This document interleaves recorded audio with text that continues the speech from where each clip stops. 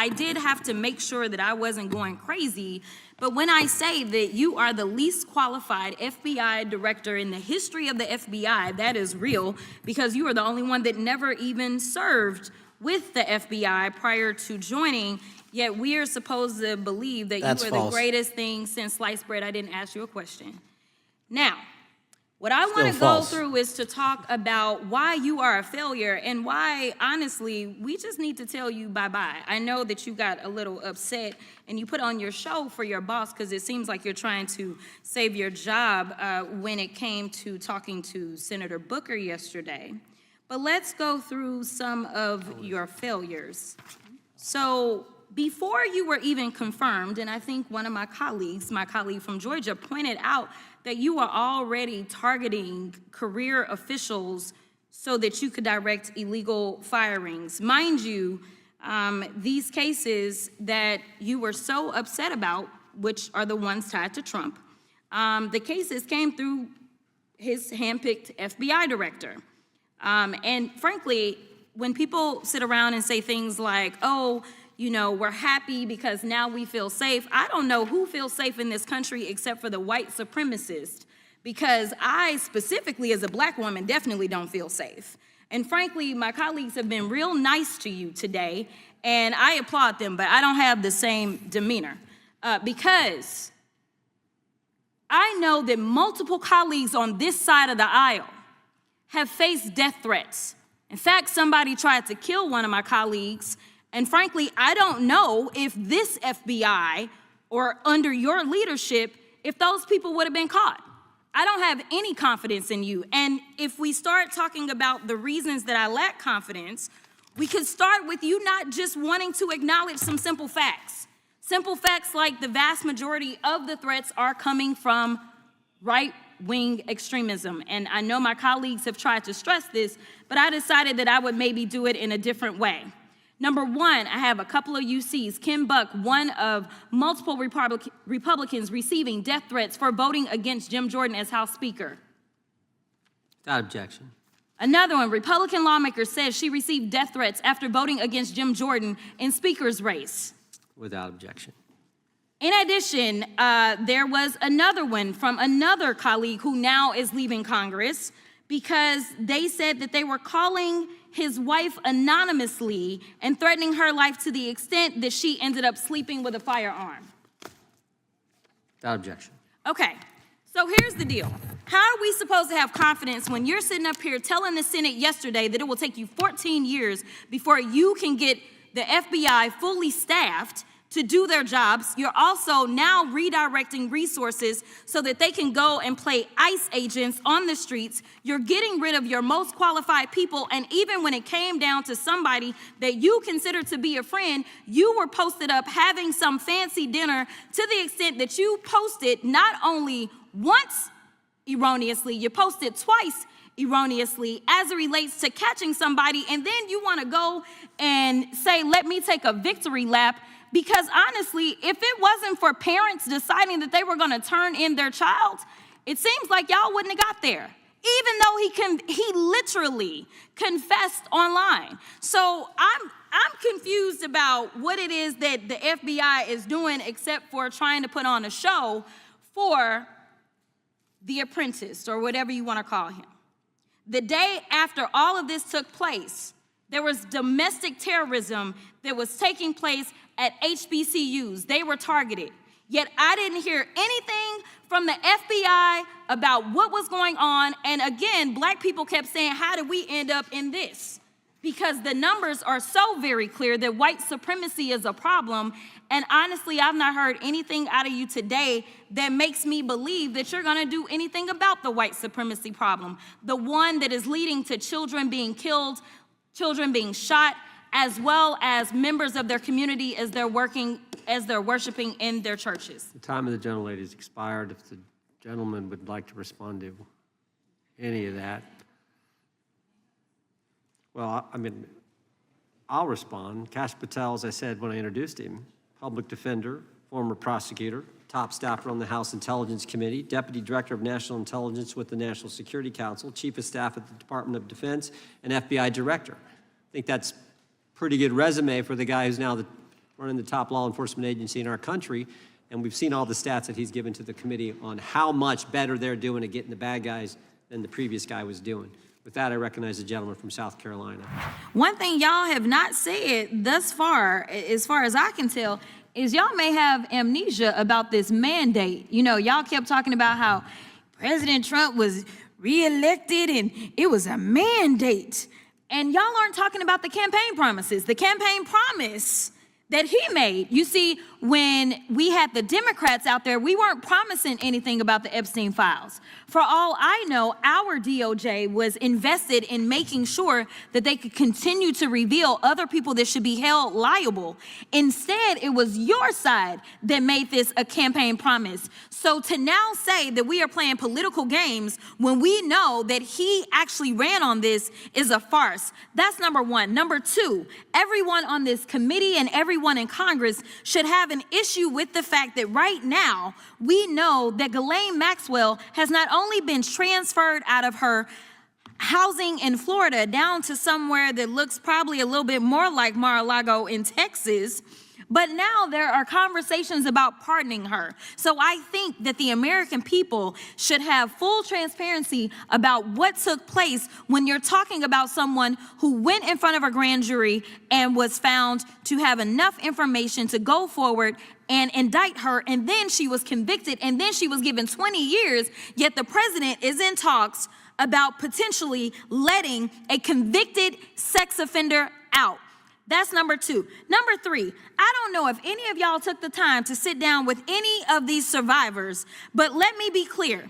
These survivors have made it abundantly clear to us that there was cooperation at all levels of government, and they are talking about fake immigration papers. And they're talking about fake modeling agencies. For all we know, there are people that are still embedded in our federal government that allowed for this to take place, that were profiting from this. So yes, this is relevant to what we're talking about. The fourth thing that I want to say is I'm tired of y'all cherry picking one horrible event, because that's what y'all do. Y'all find one terrible situation that took place, and then you say that person's name and you wear it out and you make it political. The reality is this. I got a few names for you if you want to start going through names, and you tell me which one of these names you've decided to do any type of legislation behind. We've got Virginia Guffrey. We've got Annie Farmer. We've got Maria Farmer. We've got Courtney Wild, Michelle Licata, Jenna Lisa Jones, Jennifer Araz, Sarah Ransom, Shantae Davies, Carolyn Adriano. And the reality is that it's our understanding that there may be close to 1,000 victims of Epstein, Maxwell, and others. So stop playing these games and acting like you care about one particular situation. You take a situation and then you exploit what has happened to not only that person, but you exploit those families and you make it a game. Stop just throwing a random dead person's name on something for your own political expediency. If you want to start talking about actually solving something, then maybe we should go to the other campaign promises, the ones that allegedly gave y'all a mandate. When he said he was going to lower prices on day one, yet that didn't happen. When he said that he was going to be ending wars on day one, yet that didn't happen. Where he said that he was going to save the American people, yet that didn't happen. Because as we know, in that big ugly bill that every single one of you voted for, except for Mr. Massey, because he seemingly is the only one that's got any sense over there, y'all voted for that bill.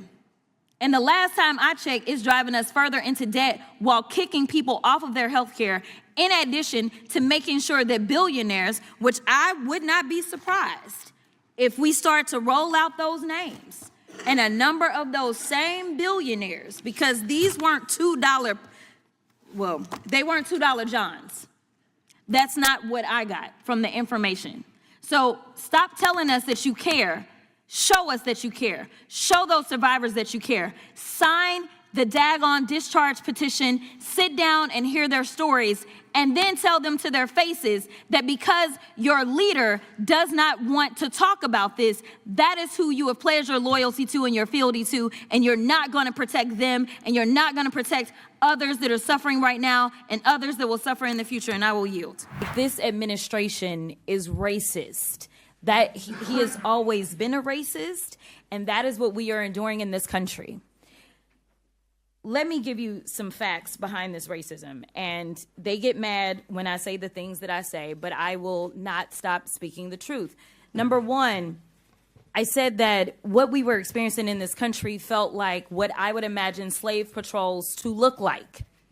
And frankly, anybody that knows anything about slave patrols, this is exactly what it was like. We're talking about lawless people that are going around with no warrants or anything, and it's all about rounding people up and disappearing them. That is what's currently taking place. And interestingly enough, even though modern day policing was born out of slave patrols, when I was speaking with one of my friends who is a federal law enforcement officer, he told me that one of the things that he has observed is that the culture is created at the top. And when I think about it, it absolutely makes sense. If you have somebody at the top that will not tolerate the types of things that we're seeing, then maybe those under you won't do it. But we know that we have a racist at the top. He has called himself the head law enforcement agent in this country, and therefore everybody has decided that it is okay to take off their hoods and mask up as ICE agents. Now, we've talked about how they have hidden themselves, but again, it reminds me of the Klan. That is why I proposed the Clear ID Act to make them identify themselves, because it is dangerous for law enforcement as well as individuals, because you don't know, especially with ICE going around and doing the things that thugs do. They're busting out windows, they're breaking into homes, they're breaking people's arms. This doesn't sound like law enforcement. It sounds like thuggery to me. But just like you can have somebody at the top that sets the tone for ugliness going down, you guys are blessed, because in the city of Chicago, you have a mayor. You have a mayor that has decided that he will not back down. He will not bend to this administration. And instead, he will stand up for the people. You have a man of valor that is going up against a villain, and I think that we have to make sure, especially while we're in his city, that we recognize his leadership, because it is invaluable.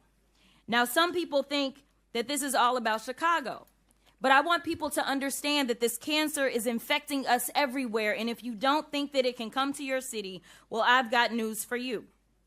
You see, we've been talking about the cruel and unusual punishment that is in violation of the 8th Amendment that is being handed out. And honestly, it's a spit in the face of every American that we have an actual convicted felon that feels aggrieved to the extent that he feels like he's owed hundreds of millions of dollars when people are literally dying under our watch. Recently, I just sent a letter, it looks like on October 22nd, to Kristi Noem. And one of the things that I laid out is that we have seen the most detainee deaths in ICE custody in a single year in decades, with 20 deaths in the last 9 months compared to 24 deaths in the past prior 4 years. Now, this week, we learned that an individual who went to the Dallas ICE field office for a routine visit, meaning that they were doing things the quote-unquote right way, they were detained. They knew that this individual had diabetes and required insulin every 2 hours. Despite ICE having been told this, the individual was denied access to their medication for 8 days, resulting in hospitalization. There are some that say that we are making America great. But to me, it doesn't feel like greatness. It feels like grossness. That's right. And in fact, I want to ask a few questions, and it doesn't matter who answers them. Is it great or gross to go into people's houses and drag them out in the middle of the night? Gross. Gross. Is it great or gross to make people afraid to do something as simple as go to school? Gross. Is it great or gross to make hard-working people say, I am too scared to show up to my job? Gross. If you didn't know, we ended up winning a special election in Arizona. Our newest member, who has not been sworn in, Congresswoman-elect Grijalva is ready to sign and be the 218th signature on the discharge petition. Now, for those of you that don't know what a discharge petition is, let me tell you, it's usually just a messaging tool. We usually do not get the number of signatures that we need to override the speaker. The speaker is the only one that can really, for the most part, put bills on the floor. There are exceptions, and this is one of those exceptions. And basically, think of it like if your state has a petition process. If the people that are elected into office don't want to file bills or pass bills that you want, but let's say you want same day voter registration or online voter registration, and your state allows you to do something, or we saw the ballot initiatives around reproductive access. We saw that happen in Ohio. We saw it happen in Missouri and so many of these other red states where their elected leaders would not put anything on the floor. So the people had to rise up. So we in the House, we basically have that same opportunity. If there's something that the body of members actually wants to put forward, then it takes 218 signatures. Right now we have 217. The 218th signature will be Representative-elect Grijalva's signature. But since we're not in session and since we shut down, they've made all the excuses in the world not to swear her in, and they could have swore her in just yesterday, doing what we call a pro forma session. So they opted not to. So I also think that they are buying time right now. And what they are trying to do is twist the arms of the 4 Republicans that did sign on to the discharge petition, trying to get somebody to come off the discharge petition before Grijalva is sworn in, because then they will have to put it on the floor and they will absolutely have to take a vote. But I am so happy you asked this question, because we will not be distracted. We need to be able to walk and chew gum. And the reality is that we just heard my junior senator from the state of Texas talk about protecting pedophiles. It was some kind of slip of the mouth, but that's what he said. We got to protect the pedophiles. We know that the last time Trump was in office, he ended up having a sweep. And that's one of the reasons that he is trying to redraw the lines, because he is old enough to remember history. He knew that in the midterms, and he wasn't even as bad. He was bad, but he wasn't this bad. The last time he ended up losing over 40 seats. So that's why he's trying to rig the system so that hopefully he can still maintain control. Because if you let the Democrats get control, you ain't got to worry about the Epstein files. We gonna go get them, right? And even if Pam Bondi and them don't want to turn it over, don't worry about it. We got courts for that, and we will absolutely head to court with these valid subpoenas, and we will get court orders, and we will have people held in contempt, and we will do all the things. So give us some power so that we can start doing some digging and figuring out what all did Elon do with y'all's information? Where all did it go? And who all did he fire? And why did he fire them? And how many people have been fired just out of simple retaliation? And let's take a look at these vindictive prosecutions that they are engaging in. The one thing that Trump is afraid of more than anything right now is real accountability, and the Democrats can usher that in. I sit on both the committees of main jurisdiction. We'll be ushering that in, oversight and judiciary. So it's important that we show up and we just keep voting every single election. As I sat and listened to the beginning of this debate, my heart simply broke. Thank you, Mr. Speaker. I rise today in strong support of my bill, H.R. 4922, the D.C. Crimes Act. Rather than prioritizing the safety of law-abiding and protecting the lives of innocent residents and visitors, district officials have actively facilitated dysfunction and chaos through their progressive soft-on-crime policies. Instead of addressing the clear epidemic of youth crime in the city, the D.C. City Council increased the age of youth offenders to individuals 24 years old and younger, meaning fully grown legal adults in the District of Columbia can receive sentences meant for children. This is simply insane, and that is why I introduced the D.C. Crimes Act, which lowers the definition of youth from under the age of 25 to under the age of 18, removes the ability of judges to sentence youth offenders below mandatory minimum guidelines, and requires the D.C. Attorney General to establish a public website containing much-needed statistics on juvenile crime in D.C. The Trump administration's efforts have shown that lawlessness is a choice, and it is time for Congress to step up, adhere to our constitutional duty, and firmly address crime in the nation's capital. Many people know me for being able to do alliterations, and all I could think about was amnesia allows adolescent accountability avoidance agility from across the aisle. So work with me for a second. Imagine being a young man born to Jamaican and Panamanian parents who messed up not once but twice. Imagine standing in front of a judge with your whole future hanging in the balance, and instead of prison, you are given a promise of mercy. Your record gets wiped clean. You get a second chance at life. Now imagine taking that promise and turning it into promotion. You go to college, you get a job, and even become a member of Congress. That's what redemption looks like. That's what America is supposed to be about. And that is exactly the story of the next wannabe governor from Florida. As a young man, he went through pretrial diversion for misdemeanor marijuana possession. As an adult, yet younger than 24, he was charged with and ultimately placed on probation for felony bribery charges, which ultimately were 2 expunged. He was given a 3rd chance, and now he's the face of a bill that would not afford young people in Washington, D.C. the same opportunities afforded to him.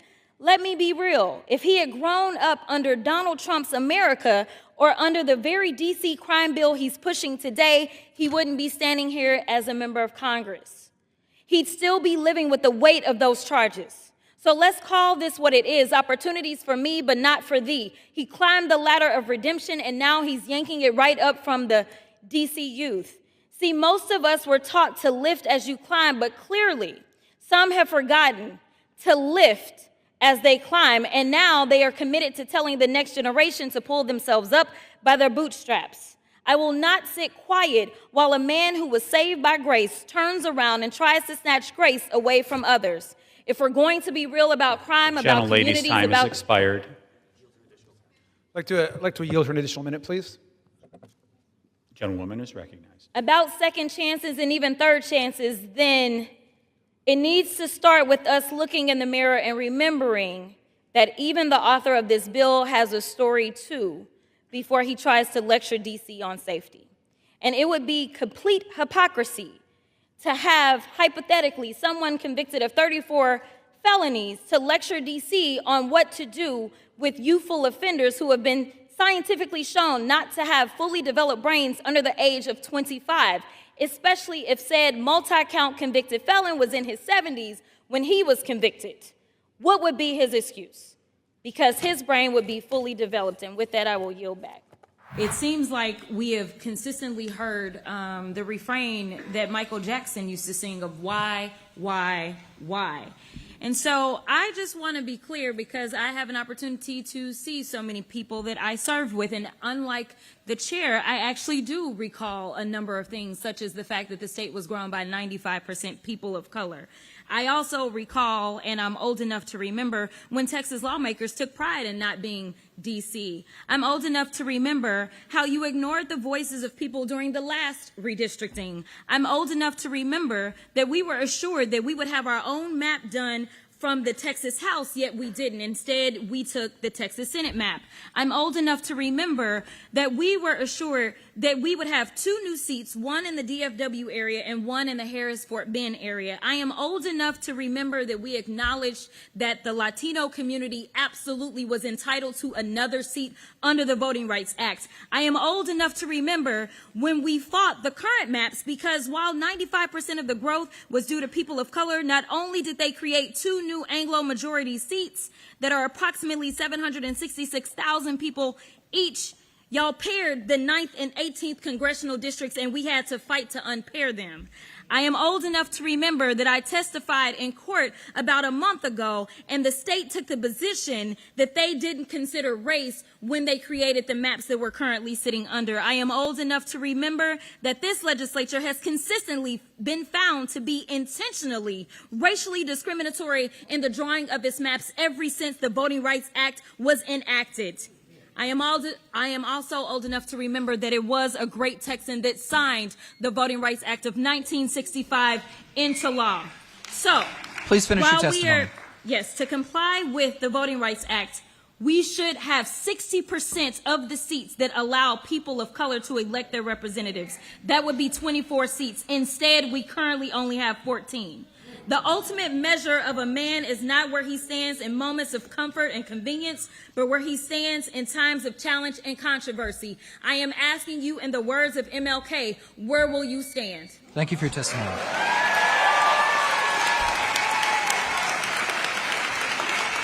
Representative Wu, recognized to question the panel. Thank you. This question is for everyone here. The preface is, we've been trying to find out why we're here. The chair says that he knows jurisdictionally what the authority is that we're here, but not exactly what we're supposed to be doing. The governor has not really said anything other than he wants to eliminate coalition districts. Could you tell us, do you support districts made up of coalitions of all races, that black, white, Asian, Latino, everyone together, coming together to pick their people, pick the person that they want, no matter who that person happens to be? Do you support that, and do you think that should be protected? Yes, Representative Wu, I do support coalition districts, and as I testified, all 13 districts currently held by a Democratic member of Congress are districts where a coalition of minority voters elect their candidate of choice. And therefore, if this panel does, as President Trump has suggested or stated, that he would like to remove 5 Democratic members and replace them with 5 Republican members, you will be intentionally dismantling coalition districts in violation of the Voting Rights Act and the needs and desires of the people of Congressional District 7 and districts throughout the state. I echo the points that were just made, but I want to say that while we've been talking about law and there's a number of lawyers that are sitting here, we understand what the Voting Rights Act stands for. We also understand that there's a little thing called the Constitution that some people in D.C. want to ignore. The reality is that we are simply seeking representation of all people in Texas. All 30 million people should have a voice in the policies that are made. And frankly, when you live in a democracy, if you have a problem because you don't want to answer to your poor policies, then maybe come up with better policies. But at the end of the day, we absolutely should not be going out of our way to do what this legislature is consistently been found to be guilty of doing, which is to make sure that they can do an overemphasis of Anglo voices in this state. Only 40% of this state is Anglo, yet somehow we have more than 60% of our seats that are elected by Anglo majority districts. As I said in 2021, as I argued against these maps, the math ain't mathing.